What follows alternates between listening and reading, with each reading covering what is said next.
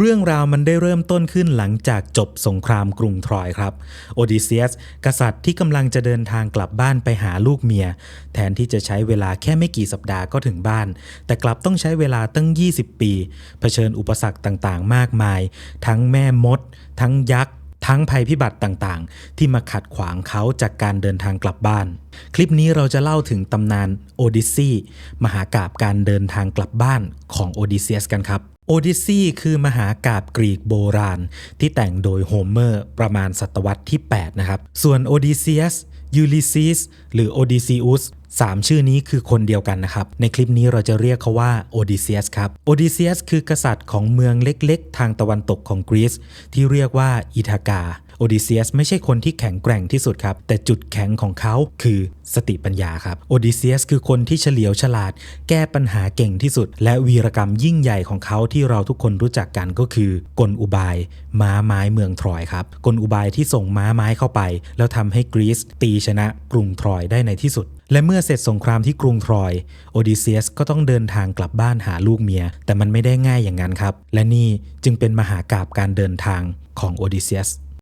ด่านที่1ชาวซิโคเนสชัยชนะครั้งแรกที่กลายเป็นความพ่ายแพ้หลังกรุงทรอยถูกเผาทำลายโอดิเซียสนำเรือ12 ลำออกจากชายฝั่งพร้อมกับนักรบที่รอดชีวิตและทรัพย์สินจากสงครามจุดหมายของพวกเขาคือบ้านที่อิธากากองเรือของโอดิเซียสขึ้นฝั่งที่อิสมาโรสดินแดนของชาวซิโคเนสโอดิเซียสและคนของเขาโจมตีเมืองสังหารผู้คนและแบ่งทรัพย์สินกันเมื่อได้ชัยชนะเขาสั่งให้ทุกคนกลับขึ้นเรือทันทีเพราะรู้ว่าถ้าขืนอยู่ต่อกำลังเสริมของซิโคเนสอาจจะมาถึงแต่ลูกเรือของเขาไม่เชื่อฟังพวกเขายังคงดื่มไวน์ฆ่าสัตว์และเฉลิมฉลองอยู่บนชายหาดต่อไปและสิ่งที่โอดิเซียสกลัวก็เกิดขึ้นรุ่งเช้ากองกำลังของซิโคเนสเข้าโจมตีการต่อสู้ดำเนินไปจนถึงเย็นก่อนที่คนของโอดิเซียสจะหลบหนีลงเรือได้สำเร็จแต่เรือแต่ละลำก็ต้องสูญเสียชายไป6 คนรวมแล้วอย่างน้อย72 ชีวิตนี่คือบทเรียนที่1โอดิเซียสอาจจะเป็นผู้นำที่ฉลาดพอที่จะมองเห็นปัญหาแต่มันจะไม่มีประโยชน์เลยถ้าเขาไม่สามารถควบคุมคนของตัวเองไว้ได้และนี่ก็ไม่ใช่ครั้งสุดท้ายที่ความโลภของลูกเรือจะทำลายโอกาสกลับบ้านของพวกเขาด่านที่2ดินแดนของผู้กินดอกบัวศัตรูที่ไม่ต้องใช้อาวุธพายุพัดกองเรือออกนอกเส้นทางอยู่หลายวันก่อนที่พวกเขาจะมาถึงดินแดนของชนเผ่าผู้กินดอกบัวหรือโลตัสอีสเตอร์สคนกลุ่มนี้ไม่ได้ถือดาบไม่ได้ขังผู้มาเยือนและไม่ได้ต้องการฆ่าใครพวกเขายื่นพืชที่เรียกว่าโลตัสให้ชายแปลกหน้าลองกินแต่โลตัสในมหากาพย์นี้มีอำนาจที่ทำให้ผู้คนลืมความปรารถนาที่จะกลับบ้านลูกเรือ3 คนที่ลิ้มรสมันไม่สนใจอิธากาไม่คิดถึงครอบครัวและไม่ต้องการเดินทางอีกต่อไปพวกเขาอยากนั่งกินดอกบัวอยู่ตรงนั้นไปเรื่อยๆโอดิเซียสไม่มีคาถาแก้เขาจึงใช้กำลังลากคนเหล่านี้กลับไปที่เรือทั้งน้ำตามัดพวกเขาไว้ใต้ที่นั่งและสั่งให้ออกเรือทันทีอันตรายของด่านนี้จึงไม่ใช่ความตายแต่มันคือการที่เราลืมเป้าหมายของตัวเองมหากาพย์นี้อาจจะอยากเตือนเราว่าบางครั้งสิ่งที่ทำให้คนหลงทางมากที่สุดอาจจะไม่ใช่ภัยอันตรายหรือพายุอะไรแต่มันคือความสบายที่มากจนเกินไปจนทำให้เราไม่อยากลุกขึ้นไปทำเป้าหมายของเราอีกต่อไปแล้วด่านที่3โพลิฟิมัสยักษ์ไซคลอปและจุดเริ่มต้นของคำสาปกองเรือเดินทางมาถึงดินแดนของไซคลอปเผ่าพันธุ์ยักษ์ตาเดียวที่อาศัยอยู่ตามถ้ำเลี้ยงแกะและไม่มีกฎหมายหรือสภาปกครองร่วมกันในบรรดาพวกมันยักษ์ที่โอดิเซียสกำลังจะพบมีชื่อว่าโพลิฟิมัสไม่ใช่แค่ยักษ์ร่างมหึมาที่มีดวงตาเดียวกลางหน้าผากเขายังเป็นบุตรของโพไซดอนเทพแห่งท้องทะเลแม้จะไม่มีเวทมนต์ซับซ้อนแต่พละกำลังของเขามากพอที่จะยกหินที่มนุษย์หลายคนขยับไม่ได้และสามารถขว้างหินขนาดใหญ่ลงทะเลเพื่อทำลายเรือ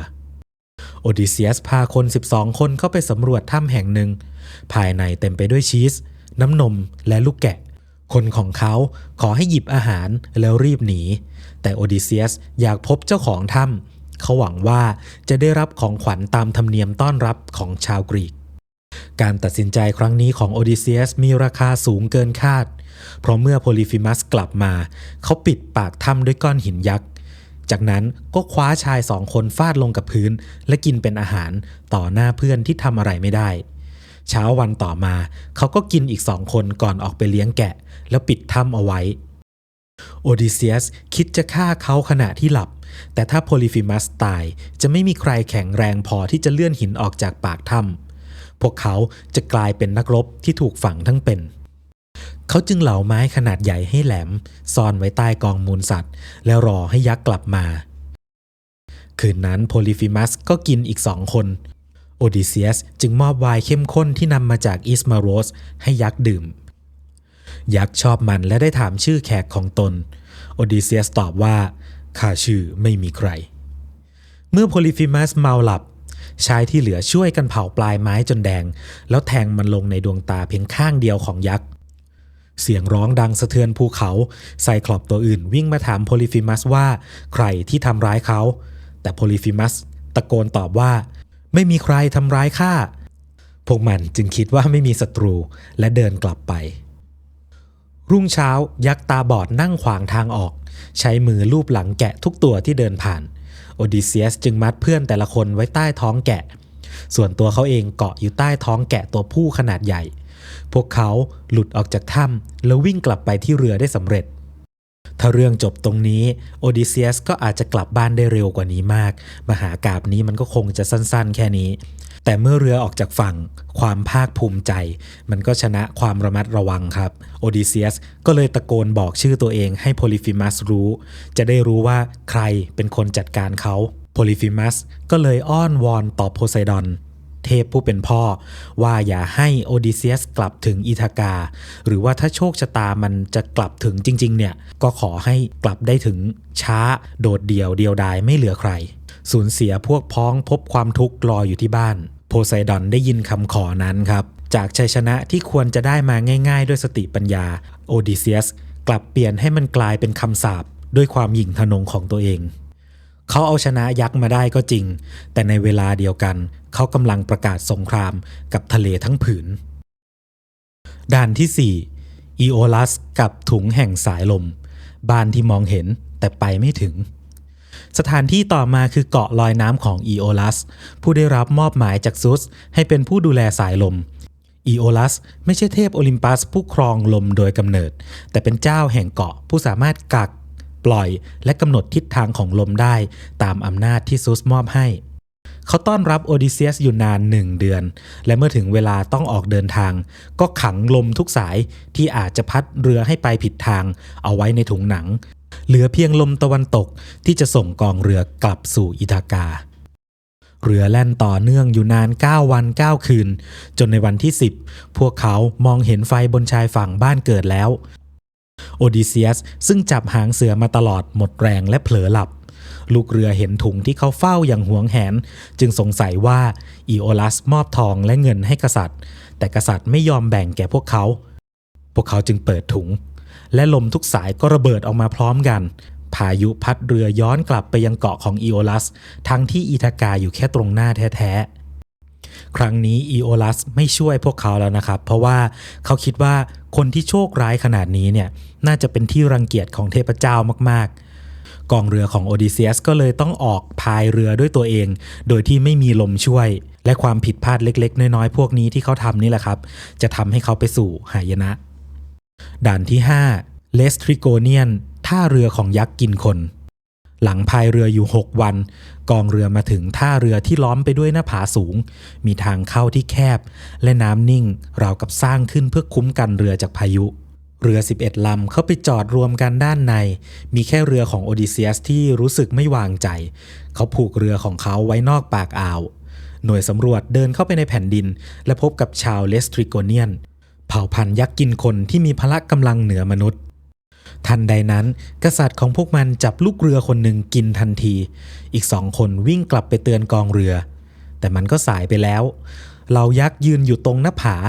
ขว้างก้อนหินมหึมาลงใส่ท่าเรือแคบเรือที่จอดเบียดกันไม่มีทางหลบไม้แตกเสากระโดงหักและผู้รอดชีวิตในน้ำถูกแทงขึ้นไปเหมือนชาวประมงแทงปลาโอดิเซียสใช้ดาบตัดเชือกเรือและสั่งให้ทุกคนพายออกสู่ทะเลมีเพียงเรือลำเดียวที่รอดก็คือเรือของเขานั่นเอง จากกองเรือ12ลำตอนนี้เหลือแค่ลำเดียวและจากทหารเป็นร้อยตอนนี้เหลือแค่ไม่กี่สิบนี่เป็นครั้งแรกที่ทุกคนเริ่มคิดว่าต่อให้รอดสงครามจากกรุงทรอยพวกเขาก็อาจจะไม่สามารถรอดชีวิตกลับบ้านได้จริงๆด่านที่6เซอร์ซีแม่มดผู้เปลี่ยนมนุษย์ให้เป็นสัตว์เรือลำสุดท้ายมาถึงเกาะ EAR ที่ตั้งของพระราชวังกลางป่าเจ้าของคือเซอร์ซีเทพธิดาและจอมเวทผู้เป็นธิดาของเฮลิออสเทพแห่งดวงอาทิตย์นางมีความรู้เรื่องยาพิษและมนต์แปลงกายสามารถใช้คาถาเปลี่ยนรูปลักษณ์ของมนุษย์โดยยังปล่อยให้จิตใจติดอยู่ภายใต้ร่างกายใหม่ลูกเรือกลุ่มหนึ่งพบพระราชวังที่เต็มไปด้วยสิงโตและหมาป่าที่มันเชื่องจนผิดธรรมชาติเซอร์ซีเชิญทุกคนเข้าไปและผสมยาในอาหารพอพวกเขากินเสร็จเซอร์ซีก็ใช้คาถาเปลี่ยนชายเหล่านี้ให้กลายเป็นหมูและขังไว้ในคอกมีเพียงยูริโคลัสรองผู้นำที่ระแวงอยู่แล้วตั้งแต่แรกว่านี่อาจจะเป็นกับดักเขาจึงหลบหนีกลับมาแจ้งข่าวโอดิเซียสตัดสินใจไปช่วยคนของเขาระหว่างทางเขาได้พบกับเฮอร์มิสเทพผู้ส่งสารของเหล่าเทพผู้เดินทางได้รวดเร็วดุจลมและถือคาถาที่ทำให้ผู้คนหลับหรือตื่นได้เฮอร์มิสมอบสมุนไพรวิเศษที่ชื่อโมลีให้กับโอดิเซียสสมุนไพรนี้ป้องกันมนต์ของเซอร์ซีและสอนให้เขาบังคับนางสาบานว่าจะไม่ทำร้ายเขาเมื่อยาของเซอร์ซีไม่ได้ผลโอดิเซียสชักดาบเข้าหานางเซอร์ซีจึงยอมคืนร่างมนุษย์ให้ลูกเรือและให้คำมั่นว่าจะไม่ทำอันตรายอีกศัตรูกลายเป็นเจ้าบ้านและพระราชวังอันน่ากลัวก็กลายเป็นสถานที่พักฟื้นแต่ความสบายกลับทำให้พวกเขาอยู่ที่นั่นนานถึง1 ปี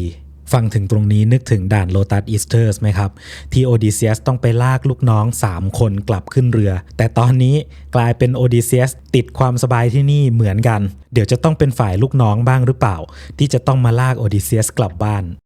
เมื่อลูกเรือเตือนว่าถึงเวลากลับบ้านโอดิเซียสขอให้เซอร์ซีบอกเส้นทางนางตอบว่าไม่มีใครจะกลับถึงอีธากาได้จนกว่าเขาจะล่องเรือไปยังชายขอบโลกและถามทางจากคนที่ตายแล้วด่านที่7ดินแดนแห่งความตายและคำพยากรณ์ที่ไม่มีใครเชื่อฟังโอดิเซียสแล่นเรือไปถึงขอบมหาสมุทรสู่บริเวณที่แสงอาทิตย์ส่องไม่ถึงที่นั่นคือทางเข้าสู่แดนของเฮเดสคำว่าเฮเดสใช้ได้ทั้งกับเทพผู้ปกครองคนตายและอาณาจักรใต้พิภพของเขาส่วนราชินีแห่งดินแดนนี้ก็คือเพอร์เซโฟนีผู้มีอำนาจเหนือดวงวิญญาณร่วมกับเฮเดสโอดิเซียสไม่ได้เดินทางไปท่องโลกใต้พิภพอย่างที่เรื่องเล่าหลายๆเรื่องชอบเล่ากันแต่เขาขุดหลุมบูชายันที่ชายขอบของแดนคนตายและปล่อยให้ดวงวิญญาณขึ้นมาดื่มเลือดเพื่อเรียกคืนความทรงจำและพูดคุยกับคนได้ชั่วคราววิญญาณที่เขาต้องการพบก็คือไทริเซียสผู้พยากรณ์ตาบอดแห่งเมืองทีฟส์แม้ร่างกายจะตายไปแล้วแต่เขายังคงได้รับพลังมองเห็นความจริงและอนาคตไทริเซียสเตือนว่าโพไซดอนยังไม่หายแค้นแต่โอดิเซียสอาจกลับบ้านได้ถ้าเขาและลูกเรือควบคุมตัวเองและห้ามแต่ต้องฝูงปศุสัตว์ของเฮลิออสโดยเด็ดขาดซึ่งถ้าเขาฝ่าฝืนเรือและลูกเรือทั้งหมดจะต้องพินาศ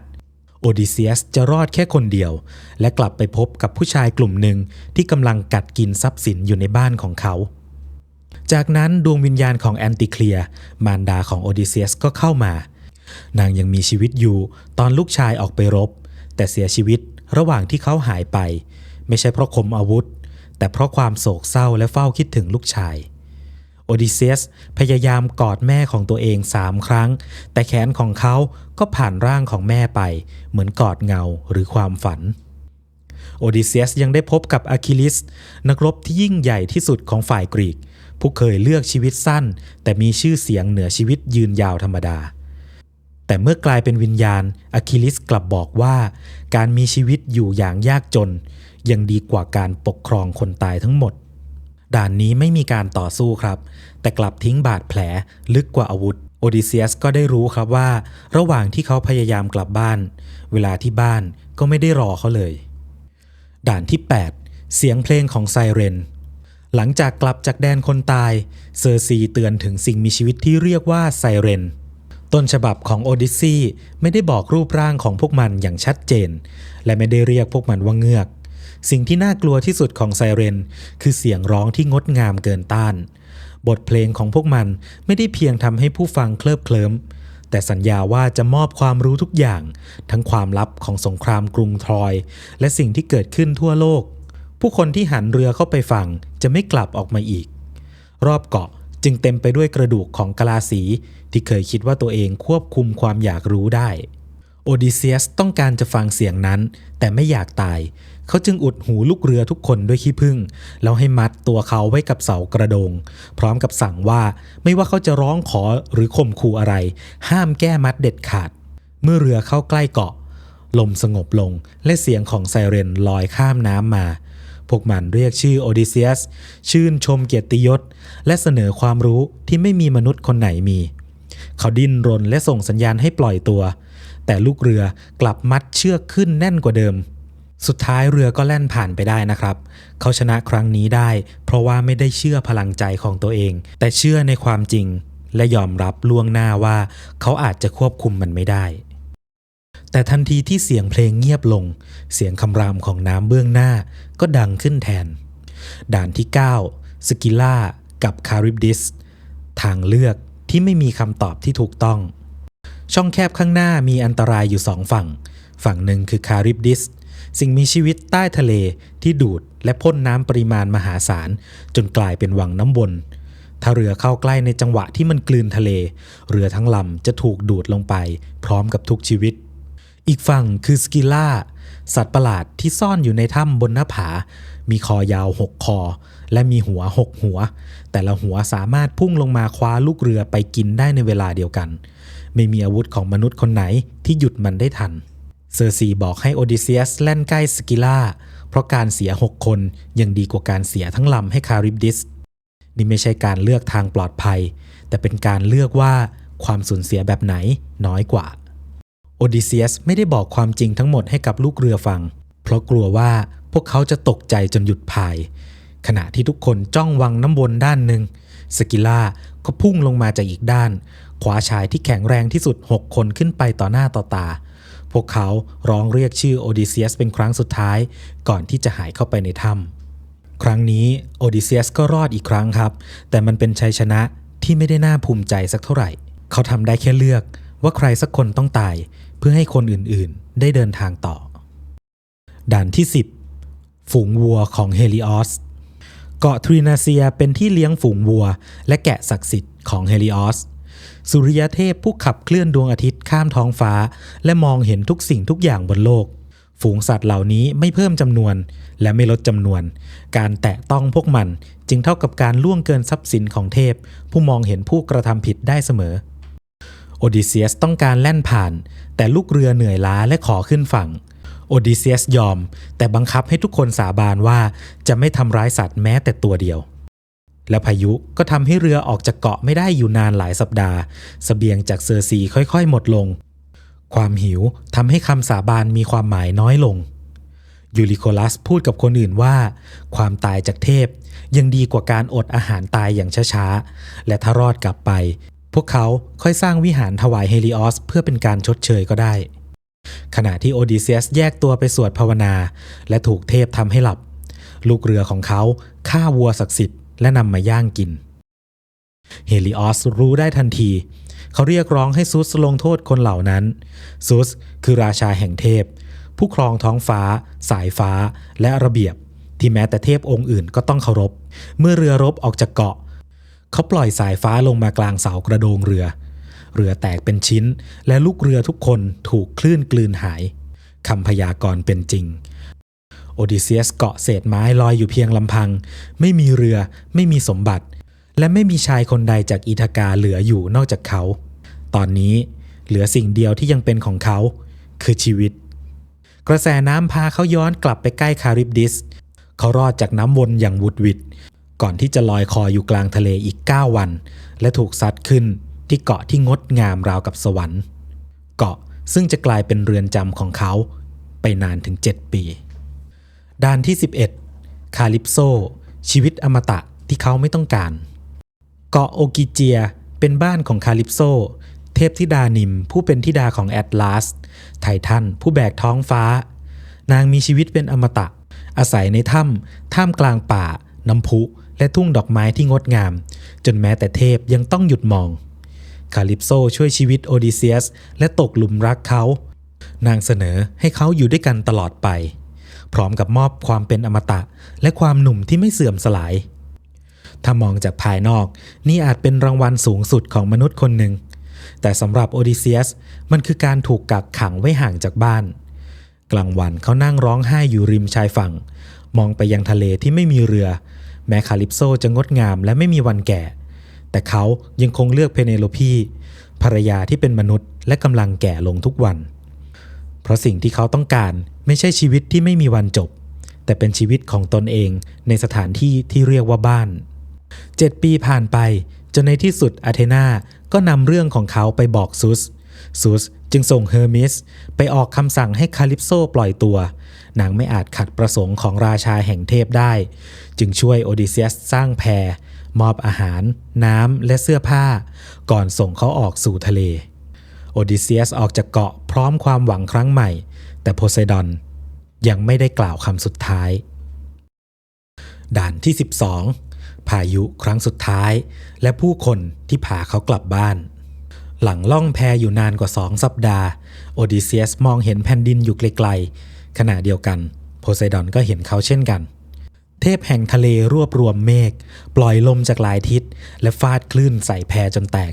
โอดิเซียสเกือบจมน้ำแต่อีโนซึ่งเคยเป็นมนุษย์และต่อมากลายเป็นเทพีแห่งทะเลในชื่อลิวโคเทียก็ได้ปรากฏตัวขึ้นนางมอบผ้าคลุมวิเศษที่ช่วยป้องกันการจมน้ำและบอกให้เขาทิ้งเศษแพและว่ายเข้าฝั่ง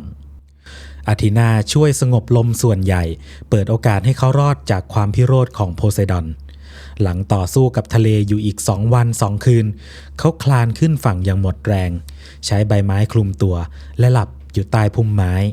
เช้าวันต่อมาเขาได้ขอพบเจ้าหญิงนอซิก้าธิดาของกษัตริย์อัลซินุสแห่งชาวฟีเอเชียนไม่ใช่เทพแต่เป็นนักเดินเรือชั้นยอดเรือของพวกเขาเร็วอย่างน่าประหลาดใจและสามารถพาผู้โดยสารไปยังจุดหมายได้โดยแทบไม่หลงทางนอซิก้ามอบเสื้อผ้าและอาหารก่อนบอกทางไปยังพระราชวังกษัตริย์อัลซินุสและราชินีอาริธีต้อนรับชายแปลกหน้าตามธรรมเนียมศักดิ์สิทธิ์พวกเขาไม่ถามชื่อจนกว่าแขกจะได้กินอาบน้ำและพักผ่อนระหว่างงานเลี้ยงนักขับลำนำร้องเรื่องสงครามกรุงทรอยโอดิเซียสพยายามซ่อนน้ำตาแต่กษัตริย์ก็สังเกตเห็นจึงได้ถามว่าเขาคือใครชายไร้นามคนนั้นจึงตอบด้วยชื่อที่ครั้งหนึ่งเคยทำให้โพไซดอนพิโรธข้าคือโอดิเซียสบุตรแห่งแลทิสจากนั้นเขาจึงได้เล่าเรื่องทั้งหมดตั้งแต่ชาวซิโคเนสไซคลอปเซอร์ซีไปจนถึงฝูงวัวของเฮลิออสเมื่อได้ฟังทั้งหมดกษัตริย์จึงสั่งให้จัดเรือพาเขากลับอิธากาโอดิเซียสหลับตลอดการเดินทางและเมื่อตื่นขึ้นเขาก็นอนอยู่บนชายฝั่งบ้านเกิดพร้อมของขวัญที่ชาวฟีเอเชียนมอบให้20 ปีหลังจากออกจากบ้านตอนนี้เขากลับมาแล้วแต่ยังไม่สามารถเข้าบ้านของตัวเองได้เพราะยังมีคำพยากรณ์สุดท้ายรอเขาอยู่ด่านที่13บ้านที่ถูกยึดและสงครามครั้งสุดท้ายของโอดิเซียสระหว่างที่โอดิเซียสหายไปเพเนโลพีต้องรับมือกับเหล่าชายชั้นสูงจากอิธากาและเกาะใกล้เคียงพวกเขาเชื่อว่ากษัตริย์ตายแล้วจึงเข้ามาอาศัยในพระราชวังกินวัวดื่มไวน์ใช้ทรัพย์สินของเขาและกดดันให้เพเนโลพีเลือกสามีคนใหม่เพเนโลพีไม่ใช่นักรบแต่มีสติปัญญาไม่แพ้สามีนางประกาศว่าจะแต่งงานเมื่อทอผ้าห่อศพให้กับแลทิสบิดาของโอดิเซียสเสร็จกลางวันนางก็ทอผ้าส่วนกลางคืนนางแอบรื้อได้ออกทำให้ภารกิจไม่เสร็จอยู่หลายปีจนกระทั่งมีสาวใช้คนหนึ่งออกมาเผยกลอุบาย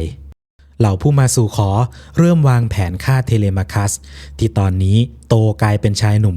และกำลังตามหาข่าวของบิดาตัวเองบ้านของโอดิเซียสจึงไม่ได้ถูกใช้เลี้ยงงานฉลองแต่กำลังถูกช่วงชิงทั้งครอบครัวและบัลลังก์อาธีนาปลอมโอดิเซียสให้มีรูปลักษณ์เป็นขอทานชราเพื่อให้เขาตรวจดูว่าใครยังซื่อสัตย์เขาไปพักอยู่กับยูเมอัสคนเลี้ยงหมูผู้พักดีก่อนเปิดเผยตัวต่อเทเลมาคัสพ่อลูกที่จากกันตั้งแต่ลูกยังจำความไม่ได้วางแผนยึดบ้านคืนด้วยกัน เมื่อโอดิเซียสในคราบขอทานเดินเข้าสู่พระราชวังไม่มีใครจำเขาได้เหล่าผู้มาสู่ขอเยาะเย้ยและทำร้ายเขาแต่สุนัขแก่ที่ชื่ออาร์กอสที่รอเจ้าของมานานนับ20 ปีเงยหน้าขึ้นทันทีที่ได้ยินเสียงของโอดิเซียสอาร์กอสไม่มีแรงลุกทำได้แค่กระดิกหางก่อนที่จะหลับตาและตายลงหลังได้เห็นเจ้านายกลับบ้านเป็นครั้งสุดท้ายเพเนโลพีตัดสินใจจัดการแข่งขันนางเลือกชายที่สามารถขึ้นสายธนูของโอดิเซียสและยิงลูกศรผ่านช่องขวาน12 เล่มที่เรียงตรงกันเหล่าผู้มาสู่ขอลองทีละคนแต่ไม่มีแม้แต่คนเดียวที่ขึ้นสายธนูได้ขอทานชราขอลองบ้างท่ามกลางเสียงหัวเราะเขาตรวจคันธนูขึ้นสายอย่างง่ายดายและปล่อยลูกศรพุ่งผ่านขวานทั้ง12 เล่มเสียงหัวเราะในห้องโถงหยุดลงโอดิเซียสหันคันธนูไปยังเหล่าผู้มาสู่ขอเปิดเผยตัวตนและประกาศลงโทษคนที่ยึดบ้านละเมิดธรรมเนียมต้อนรับแขกและวางแผนฆ่าบุตรของเขาเทเลมาคัสยูเมอัสและคนเลี้ยงวัวผู้ซื่อสัตย์ช่วยปิดทางออกและต่อสู้เคียงข้างเขาขณะที่อาทีนาคอยคุ้มครองเสริมความกล้าหาญเมื่อการต่อสู้จบลงห้องโถงที่เคยเต็มไปด้วยงานเลี้ยงก็เงียบสนิทบัลลังก์กลับคืนสู่เจ้าของแต่เพเนโลพียังไม่ยอมเชื่อว่าชายที่อยู่ตรงหน้าคือสามี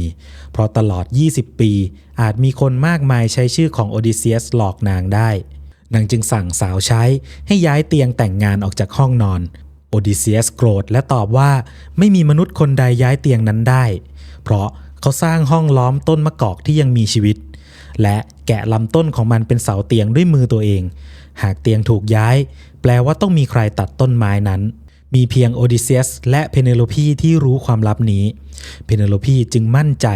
นางวิ่งเข้าสวมกอดชายที่รอคอยมาครึ่งชีวิตอาทินายืดค่ำคืนนั้นให้ยาวนานขึ้นเพื่อให้คน2 คนที่ถูกพรากวัยหนุ่มสาวไปได้มีเวลาบอกเล่าสิ่งที่เกิดขึ้นระหว่าง20 ปีที่หายไปแม้ครอบครัวของเหล่าผู้มาสู่ขอจะพยายามแก้แค้นในวันต่อมาซูสและอาทินาก็ยุติการต่อสู้และบังคับทุกฝ่ายให้วางอาวุธลงและคืนสันติสู่อิธากาในที่สุดโอดิสซีจึงไม่ใช่เพียงเรื่องราวของชายคนหนึ่งที่พยายามจะล่องเรือกลับบ้านและโอดิเซียสก็ไม่ใช่กษัตริย์ที่สมบูรณ์แบบเขาฉลาดพอที่จะหลอกยักษ์แต่ก็ทะนงตนเกินกว่าที่จะจากไปโดยไม่บอกชื่อเขาช่วยลูกเรือจากแม่มดและเสียงเพลงมรณะแต่ก็ไม่สามารถหยุดและห้ามพวกเขาจากความโลภและความหิวได้เขาปฏิเสธชีวิตที่เป็นอมตะเพราะเข้าใจว่าเวลาที่มีความหมายมันไม่ใช่เวลาที่ไม่มีวันหมดแต่เป็นเวลาที่เราได้อยู่กับคนที่เรารักสถานที่ที่เรารักการเดินทางของเขาเริ่มต้นด้วยเรือ12 ลำนักรบนับร้อยคนและชื่อเสียงจากชัยชนะที่กรุงทรอยแต่จบลงด้วยชายคนเดียวที่มีสภาพเหมือนขอทานอยู่หน้าบ้านตัวเองสิ่งที่พาเขากลับบ้านไม่ใช่กำลังแต่เป็นสติปัญญาความอดทนความมุ่งมั่นที่จะกลับบ้านโดยไม่ลืมว่าเป้าหมายของเขาคืออะไรนี่คือเหตุผลที่เรื่องเล่าอายุกว่า 2,700 ปียังคงอยู่มาได้จนถึงทุกวันนี้เพราะในชีวิตของมนุษย์ทุกคนน่าจะมีช่วงเวลาหนึ่งที่เรารู้สึกว่าความฝันของเราเป้าหมายของเรามันอยู่ใกล้แค่เอื้อมแต่ก็จะมีคลื่นลูกหนึ่งที่ซัดเราห่างออกไปอีกครั้งหากคุณชอบการเดินทางผ่านโลกแห่งตำนานและประวัติศาสตร์ฝากกดไลค์กดแชร์กดติดตามแล้วอย่าลืมคอมเมนต์บอกเราว่าครั้งต่อไปอยากให้เราพาไปสำรวจอารยธรรมเมืองโบราณหรือมหากาพย์อะไรต่อสำหรับคลิปนี้สวัสดีครับ